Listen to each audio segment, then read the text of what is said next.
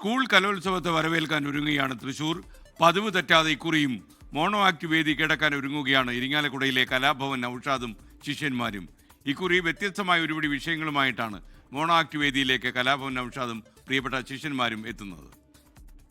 ഞാൻ ചിരിക്കുന്ന സമയത്ത് നിങ്ങൾ ചിരിക്കും. അപ്പോൾ ഇത് പറയട്ടെ, നമ്മൾ ഓരോരുത്തർക്ക് അവരുടേതായിട്ടുള്ള കഥകളാണ് തെരഞ്ഞു കൊടുത്തിരിക്കുന്നത്. അപ്പോൾ നിങ്ങൾ അതിൻ്റെ അനുസരിച്ച് റിയാക്ട് ചെയ്യുക. ആക്ഷൻസ്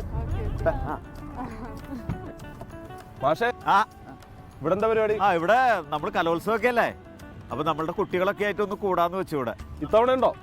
ഇത്തവണയുണ്ട്. ഇത്തവണയും കഴിഞ്ഞ വർഷത്തേക്കാളും ഉപരി എണ്ണം കൂടിയിട്ടേ ഉള്ളൂ.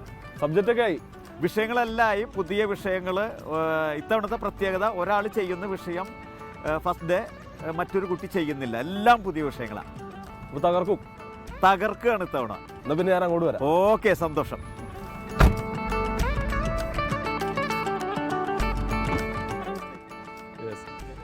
ഇതാണ് നമ്മുടെ കലാഭവൻ നൗഷാദ്. 33 വർഷത്തിലേറെ ആയില്ലേ നമ്മളിങ്ങനെ കലോത്സവ വേദിയിൽ ആശാനായി എത്താൻ തുടങ്ങിയിട്ട്. 33 വർഷത്തിന് മേലെയായി. അതിനേക്കാൾ ഉപരി ഇത്തവണത്തെ ഒരു നൊസ്റ്റാൾജിയ, ഞാൻ മത്സരിച്ച് ജയിച്ചു വന്ന തട്ടകത്തിലാണ്. പ്രത്യേകിച്ച് മന്ത്രി ആർ ബിന്ദു ഒക്കെ അന്ന് മത്സരാർത്ഥിയായി എത്തിയ സമയം കൂടിയാന്ന് തോന്നുന്നു. അതെ അതെ, മന്ത്രി ആർ ബിന്ദു മത്സരിച്ചിരുന്ന സെയിം ഇയറിൽ ബിന്ദു, ഞാൻ ബിന്ദു എന്ന് പറയുന്ന മന്ത്രിയുടെ ഉള്ള റെസ്പെക്റ്റിലാണ്ടല്ല, അന്ന് വിളിച്ച ആ നാവ് തന്നെയാണ് വരുന്നത്. കഥകളിയും ഓട്ടംതുള്ളലൊക്കെ ചെയ്യുന്ന സമയത്ത് ഞാനും മോണാക്ടും മിമിക്രിയും ആണ് മത്സര വിഷയമായിട്ടുണ്ടായിരുന്നത്. അന്ന് രണ്ടുപേർക്കും സമ്മാനം കിട്ടി.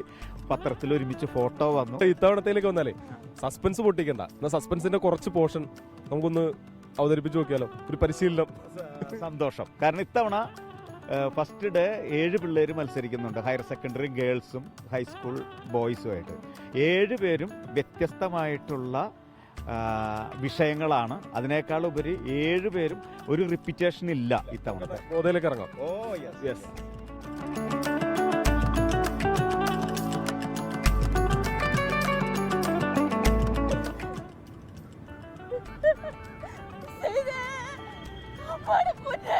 ഞാൻ ഈ ശവക്കല്ലറയിലേക്ക് ഇറങ്ങുന്നത് മുഖമൊന്ന് കാണാനാ. ചക്കര മുത്തേ,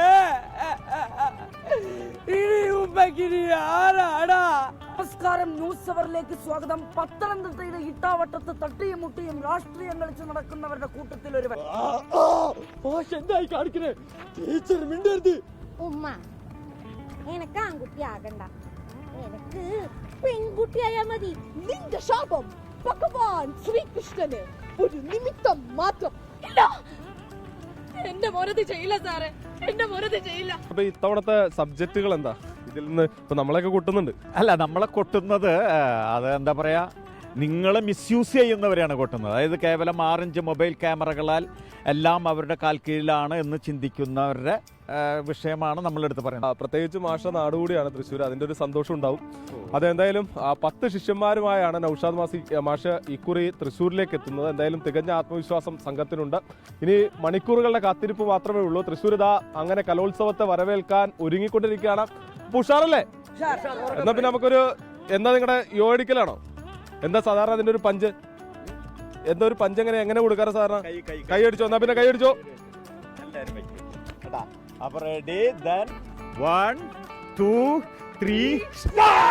ക്യാമറാമാൻ ബിനേഷ് ബാബുരാജിനൊപ്പം സൂരജ് സജി, 24. ലോകത്തെവിടെയായാലും ഏത് സമയത്തും 24 വാർത്തകളും ഓഗ്മെന്റഡ് റിയാലിറ്റി പാക്കേജുകളും എക്സ്പ്ലെയിനറുകളും വിശദമായി കാണാൻ ഞങ്ങളുടെ യൂട്യൂബ് ചാനൽ നിങ്ങൾക്ക് സബ്സ്ക്രൈബ് ചെയ്യാം.